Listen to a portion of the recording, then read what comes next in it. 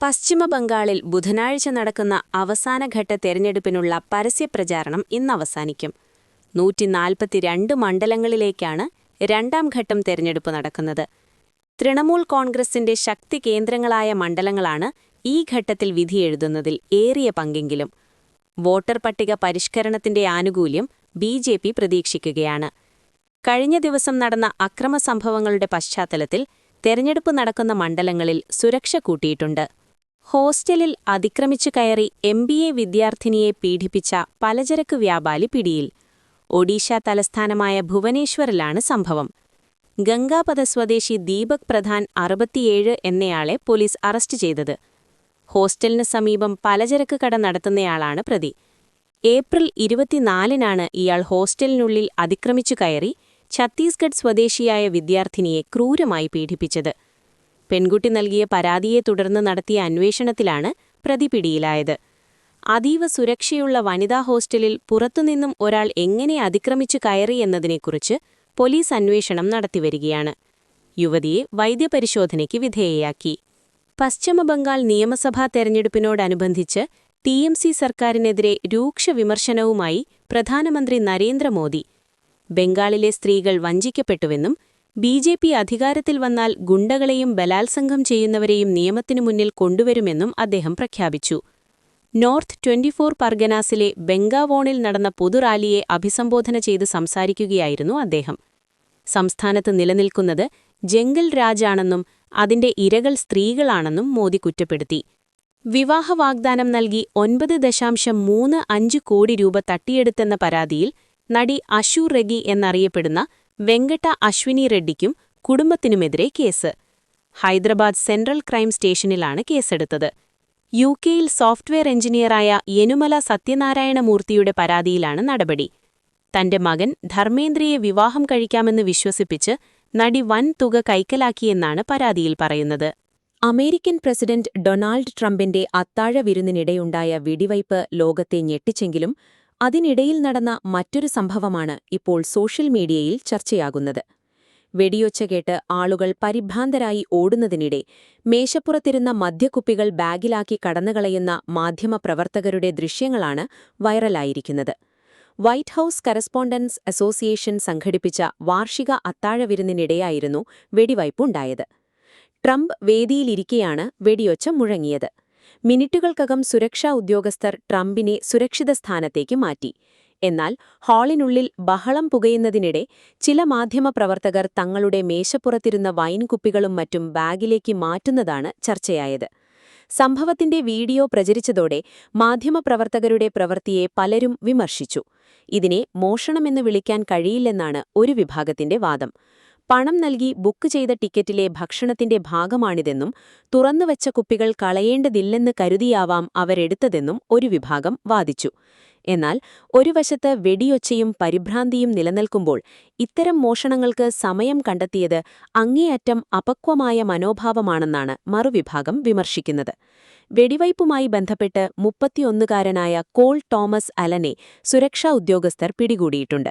ആക്രമണത്തിൽ ഒരു secret service ഏജന്റിന് പരിക്കേറ്റതായാണ് വിവരം. ആക്രമണത്തിന് പിന്നിലെ കാരണം ഇതുവരെ വ്യക്തമായിട്ടില്ല. അമേരിക്കയുമായുള്ള ചർച്ചകൾക്ക് ഉപാധികൾ മുന്നോട്ടുവെച്ച് ഇറാൻ. ആണവ പദ്ധതികളുടെ കാര്യത്തിലും ഹോർമുസിലെ ഗതാഗതത്തിലും നിയന്ത്രണങ്ങൾക്ക് വഴങ്ങില്ലെന്നാണ് ഇറാന്റെ തീരുമാനം. ഇക്കാര്യം രേഖാമൂലം പാകിസ്ഥാൻ വഴി അമേരിക്കയെ അറിയിച്ചെന്ന് ഫാർസ് ന്യൂസ് ഏജൻസി റിപ്പോർട്ട് ചെയ്തു. സമാധാനപരമായ ആണവ പദ്ധതി ഉപേക്ഷിക്കില്ലെന്നതാണ് ഇറാൻ മുൻപ് പ്രഖ്യാപിച്ച നിലപാട്. ഹോർമുസ് കടക്കാൻ കപ്പലുകളിൽ നിന്ന് ഇറാൻ പണം ഈടാക്കാനും തുടങ്ങിയിരുന്നു.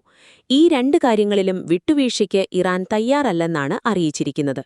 അതിനിടെ ഗൾഫ്, യൂറോപ്യൻ രാജ്യങ്ങൾ സമവായത്തിനായി നയതന്ത്ര ചർച്ചകൾ സജീവമാക്കി. ഖത്തർ പ്രധാനമന്ത്രി, ഈജിപ്ഷ്യൻ വിദേശകാര്യമന്ത്രി, ഫ്രാൻസ് വിദേശകാര്യമന്ത്രി എന്നിവർ ഇറാൻ വിദേശകാര്യമന്ത്രിയുമായി ഫോണിൽ സംസാരിച്ചു. സൗദി വിദേശകാര്യമന്ത്രിയും ഇറാൻ വിദേശകാര്യമന്ത്രിയുമായി സംസാരിച്ചു. American state secretary Marco Rubio UAE വിദേശകാര്യമന്ത്രിയുമായി ആശയവിനിമയം നടത്തി. അതിനിടെ മധ്യസ്ഥ ചർച്ച കഴിഞ്ഞ് ഒമാനിലേക്ക് പോയ ഇറാൻ വിദേശകാര്യമന്ത്രി അബ്ബാസ് അരക്ചി പാകിസ്ഥാനിൽ തിരിച്ചെത്തിയിട്ടുണ്ട്. അടുത്തതായി റഷ്യൻ പ്രസിഡന്റ് വ്ളാഡിമിർ പുതിനുമായി ഇറാൻ വിദേശകാര്യമന്ത്രി സംസാരിക്കും. ഇറാന്റെ യുറേനിയം ശേഖരം കസ്റ്റഡിയിൽ വയ്ക്കാമെന്ന് റഷ്യ നേരത്തെ അറിയിച്ചതുമാണ്. മാത്രമല്ല, ഇറാന്റെ സിവിലിയൻ ആണവ പദ്ധതികൾക്ക് സഹായം നൽകുന്നതും റഷ്യയാണ്. അതുകൊണ്ട് ഒരു സമവായ ഫോർമുലയ്ക്ക് ഇപ്പോഴും സാധ്യതകളുണ്ട്. അതിനിടെ ഇറാൻ അമേരിക്ക ചർച്ചകൾക്കായി ഒരുക്കിയ സെറീന ഹോട്ടൽ പരിസരത്തെ നിയന്ത്രണങ്ങൾ പാകിസ്ഥാൻ പിൻവലിച്ചു. റെഡ് സോൺ മേഖലയും ഒഴിവാക്കി. നേരിട്ടുള്ള ചർച്ചകൾ ഉടനെ അമേരിക്കയും ഇറാനും തമ്മിൽ നടക്കാനുള്ള സാധ്യതകൾ അവസാനിച്ചതോടെയാണിത്. എങ്കിലും നയതന്ത്രതലത്തിലെ ഊർജിതമായ ശ്രമങ്ങൾ സമാധാനത്തിലേക്ക് വഴി തുറക്കുമോ എന്ന് ഉറ്റുനോക്കുകയാണ് ലോകം. വൈറ്റ് ഹൌസ് സംഘടിപ്പിച്ച അത്താഴവിരുന്നിനിടെ വെടിവയ്പ് നടത്തിയ കോൾ തോമസ് അലൻ ആക്രമണത്തിനു മുൻപായി അയച്ച കുടുംബത്തിനയച്ച സന്ദേശം പുറത്തുവന്നു.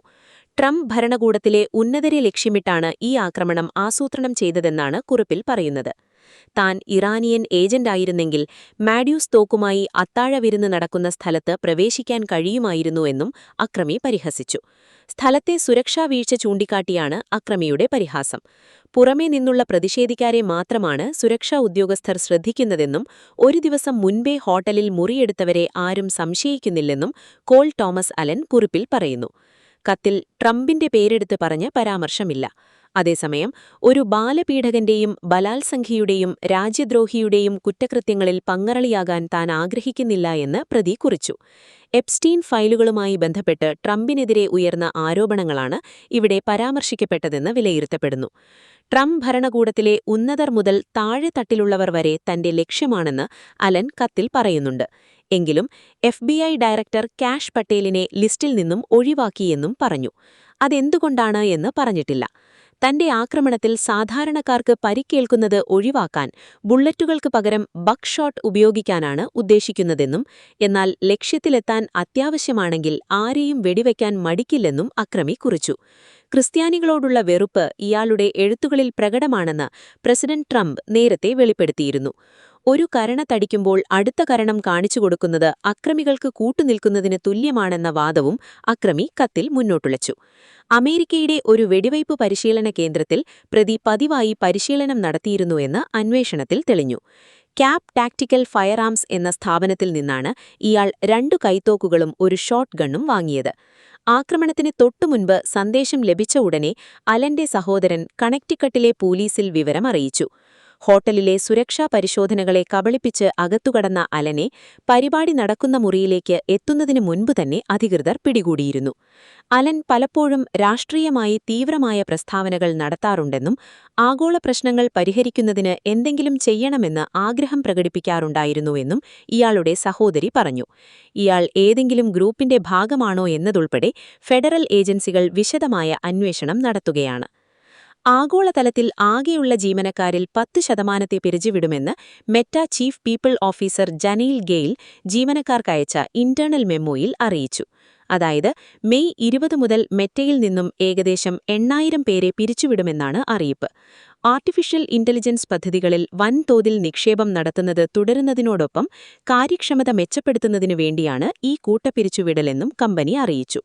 8000 പേരെ പിരിച്ചുവിടുന്നതിനോടൊപ്പം ഏകദേശം 6000-ഓളം ഒഴിവുകൾ നിർത്തലാകുകയാണ് എന്നും അറിയിപ്പിൽ പറയുന്നു. ഓപ്പൺ എഐക്കും സഹസ്ഥാപകൻ സാം ഓൾട്ട്മാനുമെതിരെ അമേരിക്കൻ ടെക് വ്യവസായ പ്രമുഖൻ ഇലോൺ മസ്ക് ഉന്നയിച്ച തട്ടിപ്പാരോപണങ്ങൾ US കോടതി തള്ളി. ഈ കേസിൽ ചാരിറ്റബിൾ ട്രസ്റ്റ് ലംഘനം അഥവാ ബ്രീച്ച് ഓഫ് ചാരിറ്റബിൾ ട്രസ്റ്റും അന്യായ സമ്പാദ്യം അഥവാ അൺജസ്റ്റ് എൻറിച്ച്മെന്റും എന്ന ആരോപണങ്ങളിൽ വിചാരണ തുടരും. കാലിഫോർണിയയിലെ ഓക്ലാൻഡിൽ പ്രവർത്തിക്കുന്ന ജില്ലാ ജഡ്ജി ഇവോൺ ഗോൺസാലസ് റോജേഴ്സ് വ്യക്തമാക്കി. കേസിന്റെ ജൂറി തിരഞ്ഞെടുപ്പ് തിങ്കളാഴ്ച ആരംഭിക്കുമെന്നും തുടക്കവാദങ്ങൾ ചൊവ്വാഴ്ച നടക്കുമെന്നും പ്രതീക്ഷിക്കപ്പെടുന്നു. അമേരിക്കൻ അന്വേഷണ ഏജൻസിയായ FBI-യുടെ ഡയറക്ടർ കാഷ് പട്ടേലിനെ സ്ഥാനത്ത് നിന്നും നീക്കം ചെയ്യാൻ പ്രസിഡന്റ് ഡൊണാൾഡ് ട്രംപ് ഒരുങ്ങുന്നതായി റിപ്പോർട്ട്. കാഷ് പട്ടേലിന്റെ അമിത മദ്യപാനശീലത്തെക്കുറിച്ചും ഔദ്യോഗിക കൃത്യനിർവഹണത്തിലെ വീഴ്ചകളെക്കുറിച്ചും പുറത്തുവരുന്ന വാർത്തകളിൽ ട്രംപ് അതീവ അസന്തുഷ്ടനാണെന്ന് പ്രമുഖ പൊളിറ്റിക്കൽ മാധ്യമം പൊളിറ്റിക്കോ റിപ്പോർട്ട് ചെയ്തു. വൈറ്റ് ഹൌസിലെ ഉന്നത ഉദ്യോഗസ്ഥനെ ഉദ്ധരിച്ചുള്ള റിപ്പോർട്ടുകൾ പ്രകാരം കാഷ് പട്ടേലിന്റെ പുറത്തുപോകൽ ഉടൻ തന്നെ ഉണ്ടാകും.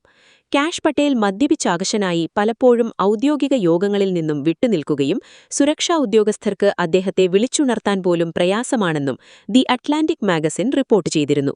എന്നാൽ ഈ ആരോപണങ്ങൾ പൂർണ്ണമായും നിഷേധിച്ച കാഷ് പട്ടേൽ മാഗസിനെതിരെ $250 മില്യൺ അഥവാ ഏകദേശം 2000 കോടി രൂപയുടെ അപകീർത്തി കേസ് ഫയൽ ചെയ്തു. ആരോപണങ്ങൾ കെട്ടിച്ചമച്ചതാണെന്നും എന്നെ അപകീർത്തിപ്പെടുത്താൻ ബോധപൂർവം നടത്തുന്ന നീക്കമാണെന്നും അദ്ദേഹം കോടതിയിൽ വാദിച്ചു. ഇറ്റലിയിൽ നടന്ന ശൈത്യ ഒളിമ്പിക്സിനിടെ കാഷ് പട്ടേൽ മദ്യപിച്ച് ആഘോഷിക്കുന്ന വീഡിയോ പുറത്തുവന്നതും ട്രംപിനെ പ്രകോപിപ്പിച്ചിട്ടുണ്ട്. ഭരണപരമായ കാര്യങ്ങളിലും കാഷ് പട്ടേൽ വലിയ വിമർശനങ്ങൾ നേരിടുന്നുണ്ട്. സെപ്റ്റംബറിൽ ചാർലി കിർക്കിന്റെ കൊലപാതകവുമായി ബന്ധപ്പെട്ട് തെറ്റായ വിവരങ്ങൾ നൽകുകയും ബ്രൗൺ സർവകലാശാലയിലെ വെടിവയ്പ് കേസിലെ പ്രതിയെ സംബന്ധിച്ച അബദ്ധ പ്രസ്താവനകളും അദ്ദേഹത്തിന്റെ പ്രതിച്ഛായയ്ക്ക് മങ്ങലേൽപ്പിച്ചു. കൂടാതെ തന്റെ കാമുകിയും ഗായികയുമായ അലക്സിസ് വിൽക്കിന് സുരക്ഷയൊഴുക്കാൻ FBI-യുടെ സ്പെഷ്യൽ സ്വാട്ട് ടീമിനെ ദുരുപയോഗം ചെയ്തു എന്ന ഗൗരവപരമായ ആരോപണവും പട്ടേലിനെതിരെ ഉണ്ട്. FBI-യിൽ വ്യാപകമായ പിരിച്ചുവിടലുകൾ നടത്തിയ കാഷ് പട്ടേൽ ട്രംപിനെതിരായ അന്വേഷണങ്ങളിൽ പങ്കാളികളായ ഉദ്യോഗസ്ഥരെയും നീക്കം ചെയ്തിരുന്നു. വൈറ്റ് ഹൌസ് വക്താവ് കരോളിൻ ലെവിറ്റ് കാഷ് പട്ടേലിന് പരസ്യ പിന്തുണ നൽകുന്നുണ്ടെങ്കിലും ഭരണകൂടത്തിനുള്ളിലെ അതൃപ്തി ശക്തമാണ്. ക്രിസ്റ്റി നോം, പാം ബോണ്ട് തുടങ്ങിയ ഉന്നതർ പുറത്തായ സാഹചര്യത്തിൽ ട്രംപ് ഭരണകൂടത്തിലെ അടുത്ത വിക്കറ്റ് കാഷ് പട്ടേലിന്റേതാകുമെന്നാണ് സൂചനകൾ.